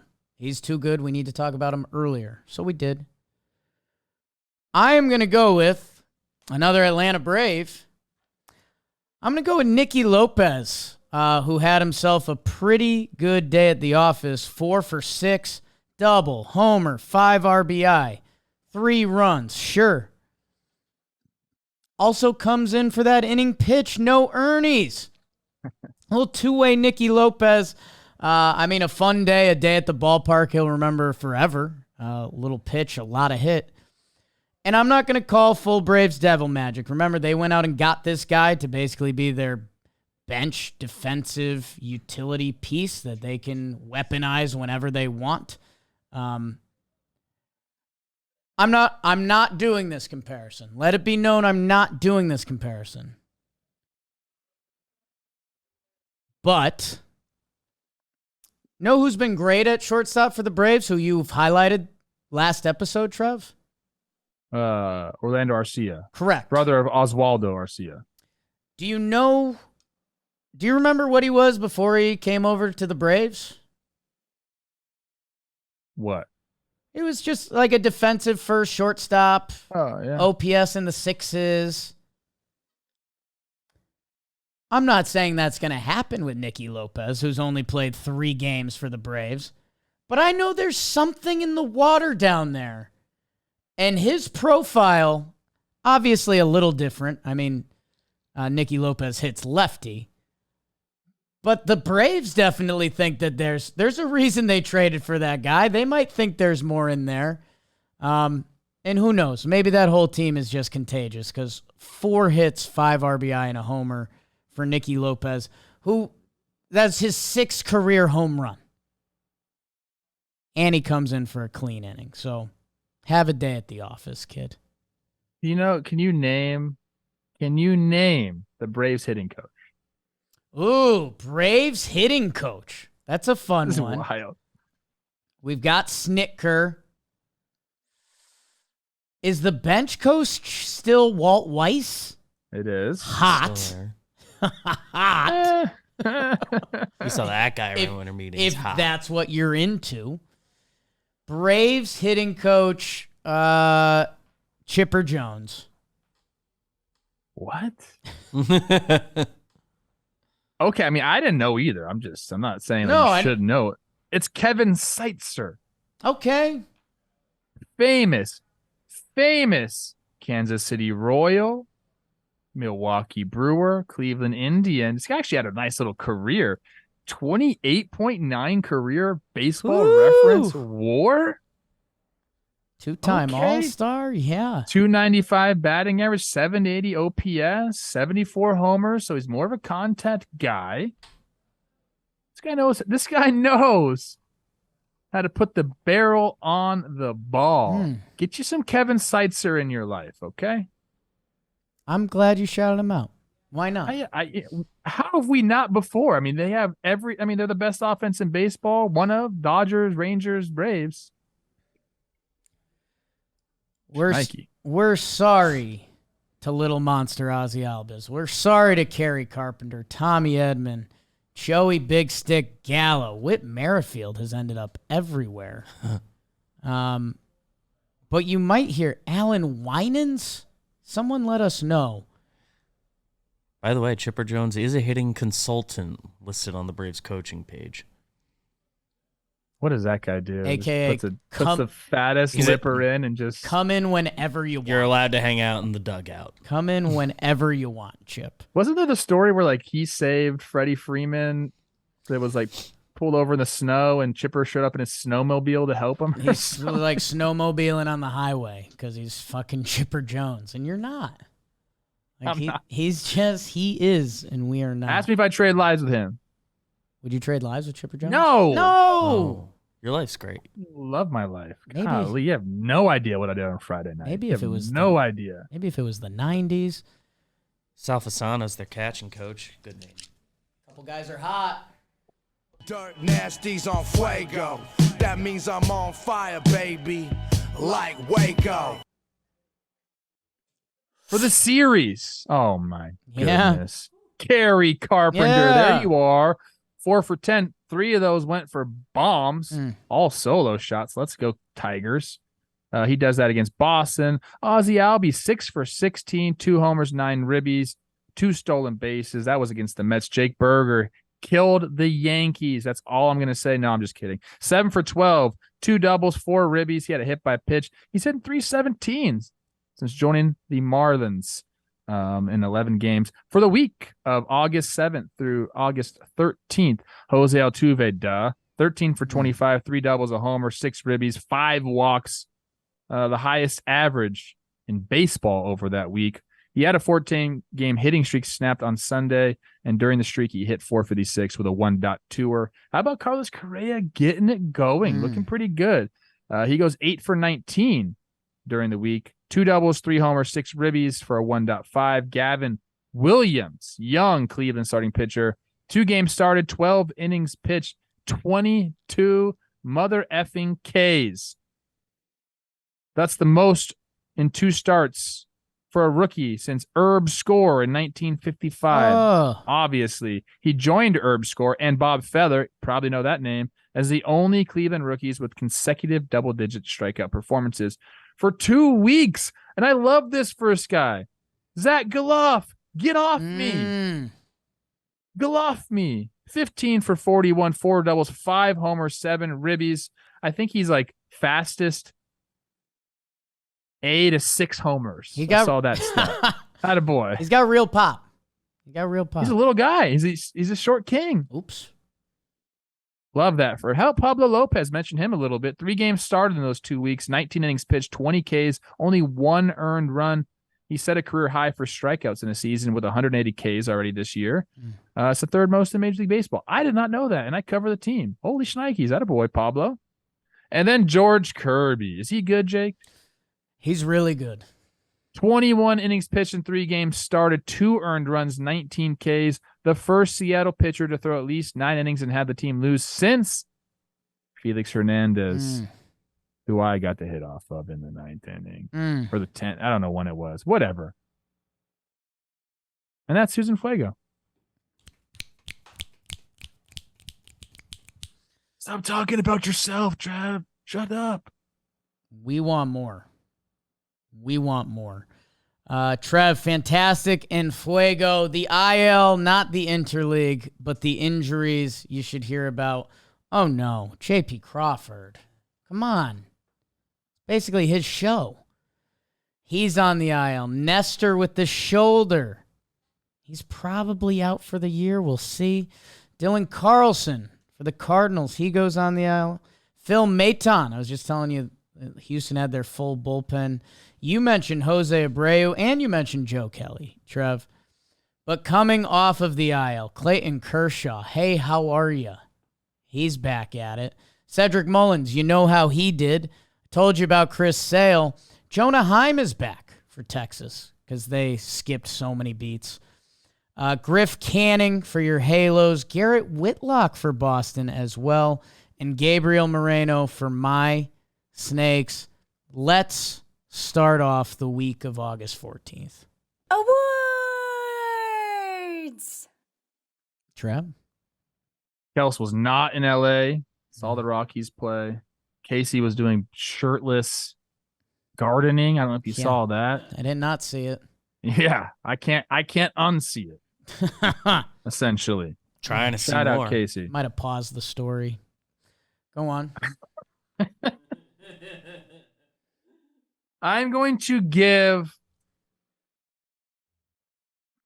I don't really have a good name for it, but Okay. what's like okay. This is how you rope me in award. This is how you hook me. If I was a fish, this is how you hook me award. Okay. There's a guy, a pitcher in the big leagues that has all the accolades that you can have. And in fact, let's talk about some of these accolades. Let me get them up right now. Okay. He's got a Cy Young. He's got an ERA title. He's a 3-time All-Star. He's a free agent in 2025, so he's got 1 year left of ARB, so he's about to make some serious cash. Typically, those guys just keep doing what you're doing, bro. But how you hook a big fish like me is you're willing to make adjustments, even when you've had success, because you feel like, hey, I can be better. Things can change for me. That's how you get me, dude. I love when guys are able to continue to get better or to identify something that's popped up and fix it, especially at the big league level, especially, like I said, you just want a Cy Young, ERA title. Like, you have accolades, but you're willing to get better. Those are the guys that stick around. Those are the guys you want in your ball team. If I had a bunch of Cuban ball players and some of these guys, I'd win every single game. Yeah. GM Trev coming out right now. But Corbin Burnes has done exactly that. There's an article right now out.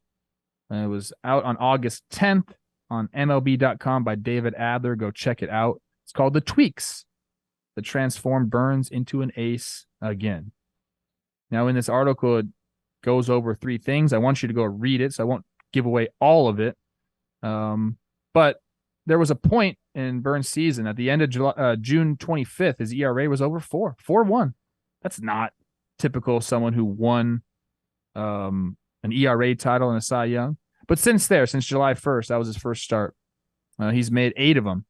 And his ERA in those 8 starts is a 2.66. So kind of like back to normal. A couple things that he's done. He's changed like the shapes of his pitches.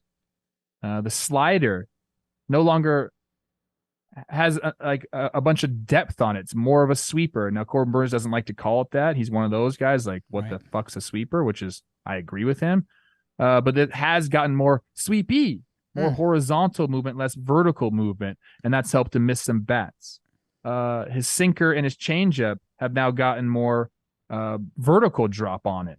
So he's made those 2 pitches kind of change, or those 3 pitches, change just by the depth of them.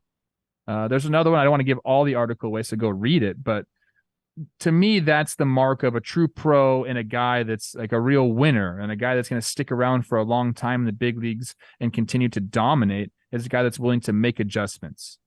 And Corbin Burnes has done that, and the Brewers obviously need him to be this guy that he's been in the last 8 starts if they want to make a run at things. And I believe this last series was the first time that him, Woodruff, and Peralta have thrown in the same series in a long time. So, like, they got their guys back. Milwaukee is, looking like the team that we think they can be, especially, with these guys going. And I just love that Corbin is able to make adjustments like this and is willing to make adjustments like this at the big league level. So he gets the how you hook a big fish award because he got me hooked. I already liked him, so I was already nibbling at the bait. But now he hooked me because of the adjustments he's made. So snaps for Corbin Burnes for being that guy. That fantastic, Trev. That time frame you also mentioned lines up pretty closely with him visiting the John Boy Media office. Oh, did you work a little pitch grip? I showed him a couple things. Yeah, you did not show him some things. I had a couple ridiculous Jake jokes go through my head. I'll just bottle those up. For another time. Great award. Yeah, it's going to be, I think Friday we might have to stimulate because it's becoming that time of year that we can start thinking about matchups and stuff. And man, those Brew Crew are going to be an interesting one. Burnes and Peralta right now. You do not want to see that. Never mind with the last airbender on the mound. Trev, I'm going to give out the What Is in a Name award. I'm a big Shakespeare guy. Letters, for sure. Sometimes meaning. Do you want to know, I have this on our sheet, and you might have to butter knife it a little bit, but do you know who's NL relief pitchers? Who has the most innings of NL relievers? NL relief pitcher that has the most innings of any NL reliever.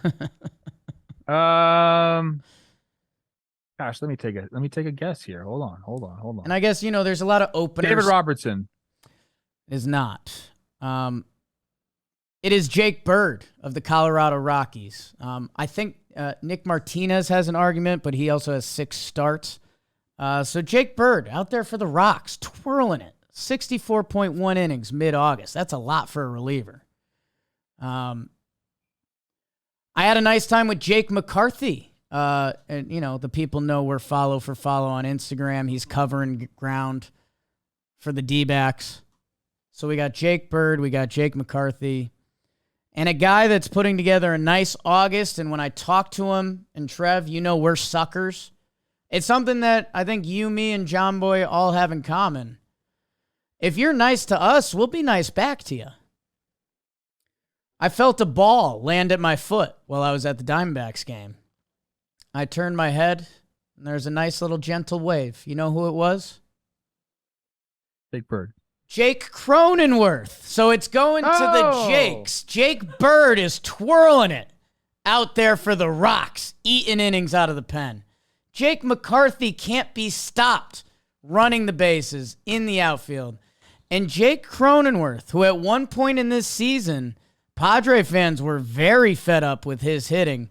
He's having himself a very nice August that if they end up coming out of this Padre season, he's going to have to be a part of it. He's got a 974 OPS in 11 games in August. And when I saw him, I was like, hey, how you doing, man? Like, what's good? He goes, I'm finally hitting. So, yes. Sometimes as fans, we forget a little bit that, you know what? Jake Cronenworth, when he was having a 557 OPS in June, he also wanted to be hitting better. So that was a sellout Jake award. I didn't know where you were going with that at all. That's who I am. So that is the what is in a name. And shout out to Bird, McCarthy, and Cronenworth. Did you rub elbows with Blake Snell at all? So it was his start day, so I didn't. I wasn't mixing it up with him. Yeah, I saw sad. You and Manny got together. Yeah, I got to say hi to Manny. Who initiated that? Who initiated that? I did. Yeah. I do want to say this for the people. Manny Machado. That picture got posted, and there's still people out there that hate Manny Machado from when he was a 20-year-old punk on the field. He signed autographs for so much longer than every other player. On the road in Arizona. He was out there forever signing autographs. So, yeah, I hit him. I was like, hey, Manny, I do some baseball stuff for work. It's so nice to meet you, man. And he was like, all right, get the picture and get out of here. You tell me you knew me, bro. No, he was nice. Oven mitts for hands, as I'm finding with all you third basemen. But, yeah, Manny was the man. All the Diamondbacks. I was bummed I missed out on Hader. He was signing a ton of autographs and stuff, but the whole experience this weekend was awesome. So thank you to Kyle Payne with the D-backs who set it up, Taylor Jackson who's with us, and Trev. I'll suck up at the end to all the Talkin' Baseball family, because without them it doesn't happen. It just doesn't. I love our fans. They are the best. I was at the stadium. Said hi to a bunch of people out there. That's a lot of fun. Jake sucks. I get a lot of Jake sucks. I did end up giving 2 bobbleheads away to a couple of the concession workers. I went and got a Modelo. Obviously. And we got 4 bobbleheads as we walked into the gate, and I don't need 4. Like 2 kids have them, so I had 2 extra ones. I said, hey, did you guys get bobbleheads? They say, no. I said, oh, here, we got 2 for you. They were so stoked. And then one of the guys was like, dude, we listen to your show every day. We're big with people that work at the stadiums, and I freaking love that. Yeah. The grounds crews are always talking to us. The concession people are always talking to us. Love that. So shout out to all those people that make things happen at the stadium. Screw the players. Shouldn't be surprising, but the people around baseball really like us. You want to be at the ballpark. You're into it. And we were into it today. Let's send you to Chris Rose. Go listen to Baseball Today, everyone. We will be back here Wednesday with the John Boy. Let's have a week. Dog days? Why not? Chick sucks. Is it the dog days? Doesn't feel like it yet. This has been not a very doggy August. Yet. Valley Boys.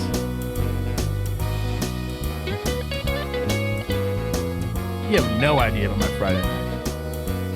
I like to think I have an idea. Ideas. Sheesh.